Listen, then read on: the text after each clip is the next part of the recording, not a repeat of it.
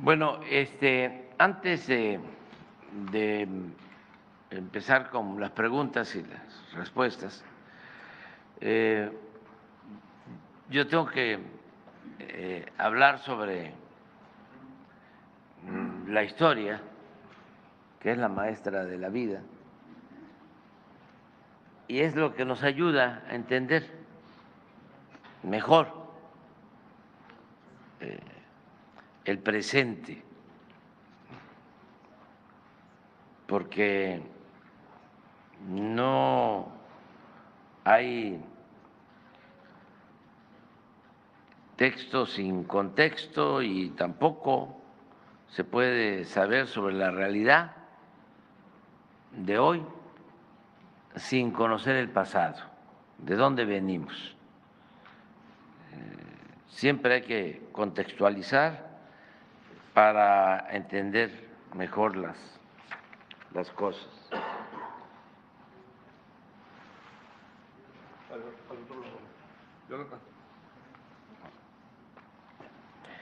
Ayer hablábamos de la importancia del movimiento que encabezó el presidente Francisco I. Madero, que ofreció su vida, por eso se le conoce como el apóstol de la democracia. No ha habido en la historia de nuestro país un presidente con más vocación democrática que el presidente Madero. Desde luego, el mejor presidente de México para mi forma de ver las cosas ha sido el presidente Benito Juárez, el mejor presidente de nuestro país. Pero también el presidente Madero, excepcional, extraordinario, un hombre bueno que se adelantó a los tiempos, quería la libertad y la democracia para México. Luego de décadas de imposiciones, de dictadura, solo Porfirio Díaz, al que enfrentó, había permanecido en el poder 34 años. Y antes de Porfirio Díaz, Antonio López de Santana había sido 11 veces presidente de México. Casi todo el siglo XIX fue el país de dos hombres, Santana y Porfirio Díaz. Y luego surge esta figura excepcional que es el presidente Madero, que busca hacer realidad el lema del sufragio efectivo, voto efectivo, que efectivamente el pueblo elija a sus autoridades, y la no reelección. Esa es la bandera de Madero. ¿Por qué no puede convertir en realidad su ideal democrático? Primero, porque era muy difícil desmontar ese régimen autoritario de tanto tiempo, toda esa estructura de dominación, esa manera de pensar también. Aún con la revolución siguieron existiendo los intereses creados, los grupos que se oponían a que se liberara a los peones acasillados, a que se tratara mejor a los obreros, a los mineros, con salarios justos. Habían jornadas en el Porfiriato de 16 horas. diarias, sueldos realmente muy lamentables, no alcanzaba para nada, el obrero tenía que vivir endeudado, las tiendas de raya, no había libertad, no había democracia. Entonces, cambiar eso no era un asunto fácil. Solo podía haberlo logrado y desde entonces hubiésemos tenido democracia en nuestro país si se hubiese aliado con Zapata, que luchaba en el sur para que se respetara el derecho de los campesinos a la tierra. Pero al principio se entendieron, pero luego hubo quienes se dedicaron a dividirlos al grado de que hubo un rompimiento lamentable, porque Madero hubiese convertido su ideal democrático en realidad si se hubiese apoyado en los campesinos. Y así como enarboló la bandera de la libertad y de la democracia, hubiese enarbolado también, junto con los zapatistas, la bandera de la entrega de la tierra a sus verdaderos dueños, a los campesinos.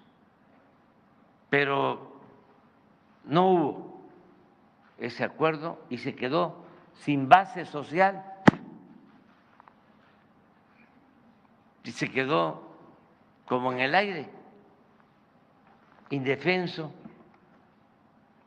y los integrantes del antiguo régimen, un embajador cuyo nombre es preferible olvidar, del peor embajador que ha habido de Estados Unidos en México,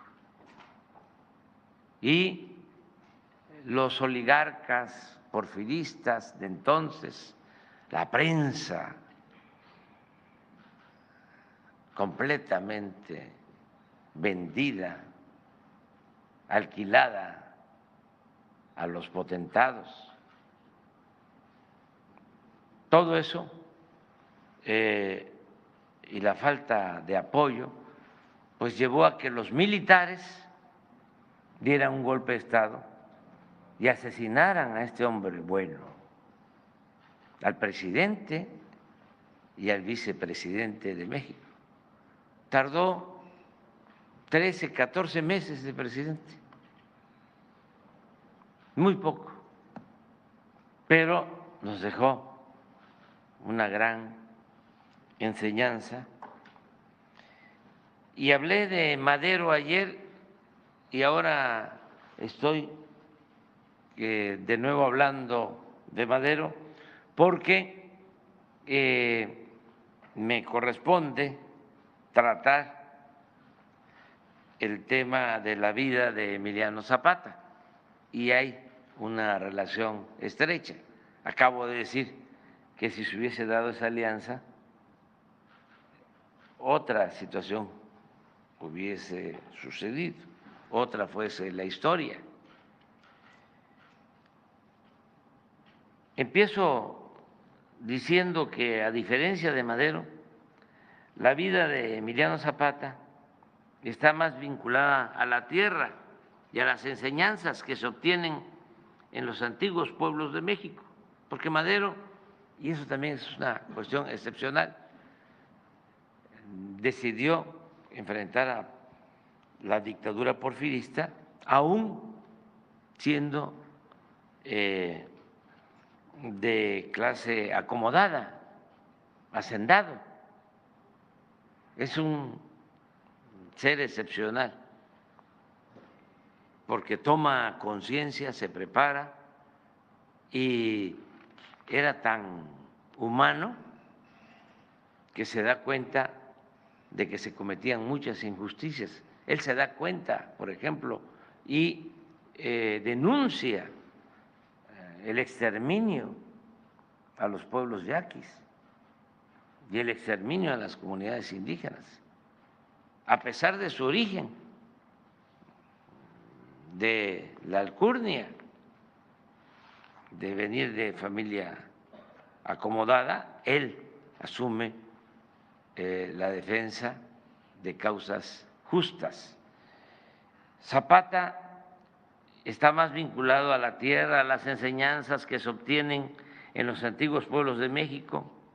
La historia del movimiento zapatista, aunque ha sido motivo de varios trabajos de investigación y de exhaustivas tesis, como la del historiador John Womack, se llama, el libro lo recomiendo a los jóvenes, Zapata y la Revolución Mexicana. Es una investigación de muchos años, de todos los archivos de los pueblos. Esta investigación de Womack y de otros. Pero toda esta historia podría resumirse solo contando lo sucedido en Anenecuilco, el pueblo natal de Zapata, un pueblo que también el 10 de abril, por ejemplo, que se recuerda el día en que asesinan a Zapata en Chinameca, en Morelos, por una traición. 10 de abril de 1919 lo asesinan. Entonces, ir a Morelos, a los pueblos de Zapata, es otra visita, así como venir a Baja California Sur, para los que pueden, porque es nuestra historia. El que tiene posibilidad puede ir al extranjero, pero también es importante conocer México, porque es un gran país, que no quede la menor duda. México es una potencia cultural en el mundo.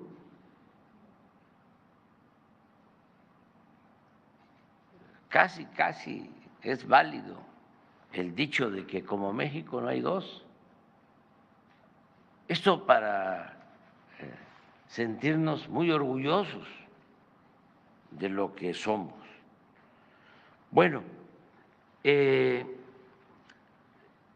la historia del zapatismo se puede contar con lo sucedido en Anenecuilco, el pueblo natal de Zapata, uno de los muchos pueblos que padecieron la invasión de sus tierras por parte de hacendados porfiristas.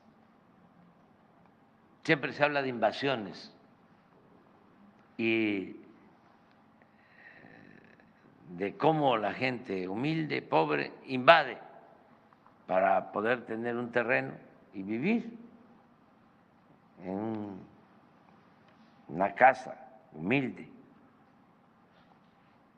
Pero en el porfiriato no eran así las invasiones, no eran los pobres los que invadían por necesidad, eran los hacendados que invadían las tierras de las comunidades, de los pueblos, porque como había auge económico, no les bastaban las tierras de la hacienda y se querían quedar con las tierras de los pueblos, invadían las tierras de las comunidades. En aquellos tiempos, antes de la Revolución, en Anenecuilco, municipio de Ayala, del estado de Morelos, coexistían siempre en conflicto el pueblo que defendía sus tierras y su libertad. Y la gente de la hacienda, los hacendados, fundamentalmente de las haciendas, en el caso de Morelos, cañeras, la hacienda que estaba en Anenecuilco se llamaba El Hospital y era la hacienda de una familia Escandón que vivía en la Ciudad de México, muy cercanos a Porfirio Díaz. Estos hacendados, por prepotencia e influyentismo, porque ellos ponían a los gobernadores, los hacendados de Morelos ponían al gobernador, se habían acostumbrado a invadir cada vez más las tierras que desde los tiempos de la colonia pertenecían al pueblo, como se demostraba con títulos y planos de siglos atrás. Los pueblos tenían sus títulos, incluso cuando nos invaden los europeos, se decide respetar las tierras de los pueblos indígenas. Y hay títulos de ese entonces. Sin embargo, por el auge porfirista, el auge de la producción de caña, necesitaban más tierra y también más brazos, porque al momento de quitarle las tierras, ¿qué iba a hacer el indígena, el campesino? Pues tenía que ir a trabajar de peón a la hacienda. En toda la colonia no creció la población en México, había más habitantes cuando llegaron los europeos que cuando México logró su independencia 3 siglos después. ¿Por qué se diezmó la población? Por las epidemias, sobre todo por la viruela. Entonces, desde entonces se hablaba de la falta de brazos y esto llevó a que desde España se expidieran las famosas leyes de Indias para que al indígena no se le esclavizara y se le considerara como vasallo libre, porque si se le esclavizaba y se le explotaba más, se iba a despoblar completamente lo que hoy es México. Entonces, sin embargo, esto en la práctica pues no se respetaba y siempre se ambicionaban las tierras y los brazos, es decir, la fuerza de trabajo. Entonces, por eso el pleito entre Anenecuilco, el pueblo, y la hacienda del Hospital, hasta que llegó el día en que las autoridades de Anenecuilco, cansados de tantos trámites, convocaron una asamblea general para decidir qué hacer. Llamaron a todos los del pueblo. Pues iban a Cuernavaca y como el gobernador era un empleado de los hacendados, los escritos que llevaban pidiendo justicia, el gobernador se los remitía a los hacendados. En una ocasión, el dueño de la hacienda del Hospital le contestó al gobernador de manera grosera, ofensiva, expresando, abro comillas, dígales a los de Anenecuilco que si quieren sembrar, que siembren en maceta. Todo esto pasaba en ese entonces y por eso se convocó a esa asamblea fuera de lo normal, extraordinaria, porque la costumbre era que se tocaban las campanas para llamar a las reuniones, a las juntas. En esa ocasión se hizo de boca en boca, en sigilo, para tomar una decisión muy importante, una decisión trascendente. Se reunieron e informaron los representantes mayores, que eran los que hacían los trámites. Le dijeron al pueblo, abro comillas, ya no podemos, necesitamos sangre nueva, necesitamos otra directiva con jóvenes. Y ahí en esa asamblea se eligió a un joven como representante del pueblo, a Emiliano Zapata, que hablaba poco, lo único que dijo fue: ¿me van a apoyar? Le respondieron en la asamblea: sí, nada más, fájate los pantalones. ¿Qué hizo Zapata? Fue una vez, 2 veces a hacer las gestiones, a entregar los escritos, presentó sus denuncias, se dio cuenta que así no se iba a lograr nada. Organizó a los campesinos y decidieron quitar las cercas y rescatar la tierra que les correspondía. Y ahí comenzó el movimiento revolucionario para restituir las tierras que las haciendas les habían arrebatado a los pueblos de Morelos y a los pueblos de todo México.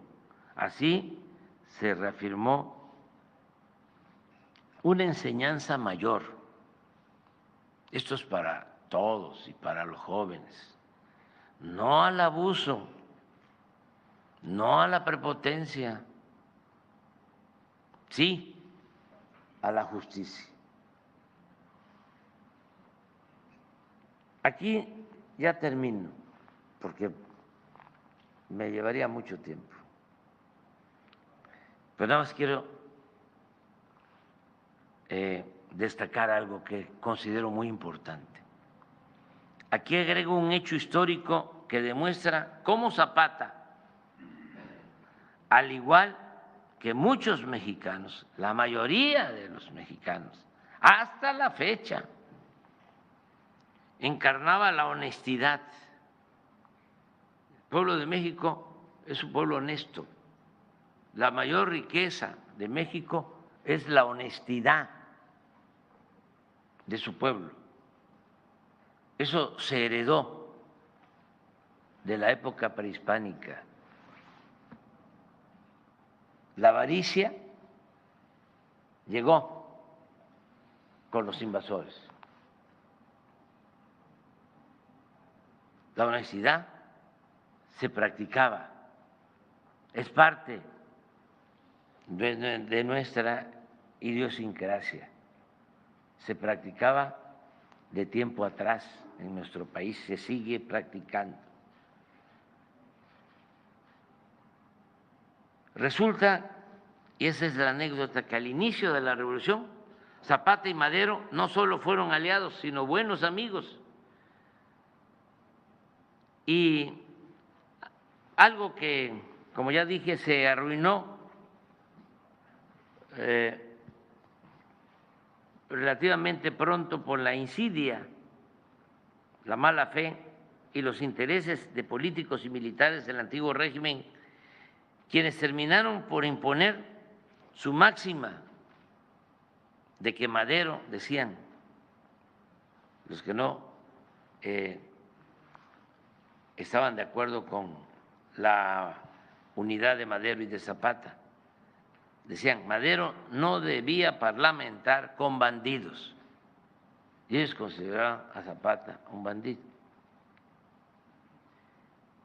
Y terminaron logrando esa separación, muy lamentable, porque, ya lo dije, lo repito, dejaron a Madero sin base social y en los brazos de los militares golpistas del régimen de Porfirio Díaz, que le quitaron la vida.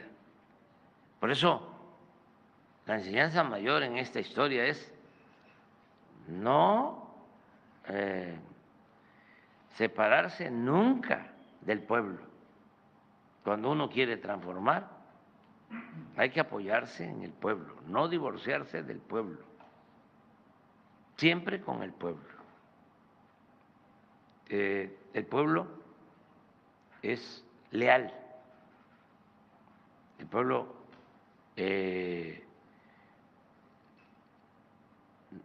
no es como piensan algunos, malagradecido, no.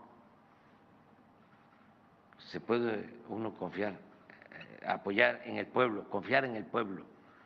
A mí me han sacado a flote siempre los de abajo, siempre ha sido el pueblo. Los de arriba me han querido destruir políticamente y quien me ha sacado siempre a flote ha sido el pueblo, en toda mi historia pública, política. Pero la anécdota trata de cómo el 8 de junio de 1911, al día siguiente de su entrada triunfal a la Ciudad de México, Madero invitó a su casa a Zapata. Lo escuchó y de manera espontánea, no sin ofenderlo, sino pensando que de esa manera le agradecía, le ofrece gestionar que se le dé un rancho a Madero en premio a sus afanes en favor del triunfo, por los servicios que había prestado a la revolución. Pero Zapata le explica con sencillez, tampoco con prepotencia, sino entendiendo de que era un planteamiento de buena fe. Le dice Zapata con sencillez que él no entró a la revolución para hacerse hacendado. Esa es la honestidad de los dirigentes. Ese es el ejemplo que se debe de seguir. Es preferible heredar a los hijos pobreza, pero no deshonra. Y ya sabemos que la felicidad no es acumular bienes materiales, riquezas, fama, títulos. La felicidad es estar bien con uno mismo, estar bien con nuestra conciencia y estar bien con el prójimo. Eso es lo que quería comentarles, porque si no, se van retrasando las clases y tengo que terminar ya pronto. Mañana vamos a hablar de Villa. Mañana corresponde a Villa. Perdón, el lunes. Ah, y me falta una cosa.